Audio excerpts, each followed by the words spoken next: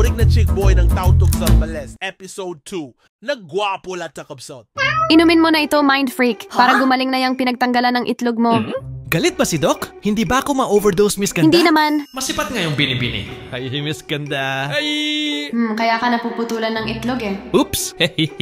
Miss Ganda, pwede mo ba akong tulungan? Okay, sige, tapusin ko lang ito ha. Salamat ha. Para-paraan ng pusang to? Ano kaya ginagawa niya? Mind freak? Ha? Tahan na Ganda. Tignan mo, oh, ang laki, di ba? Salbahe ka? Humanda ka mamaya. Magkukulit ka pa? Itong sayo ngayon. Magaling na daw ako kaya makakauwi na din sa wakas. I'm going home. Hehehe.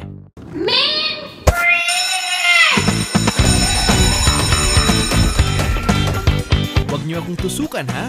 Sayawan ko na lang kayo mga binibini. Sabayan niyo ako, ganito lang oh. Taas ang kamay tapos kembot-kembot lang.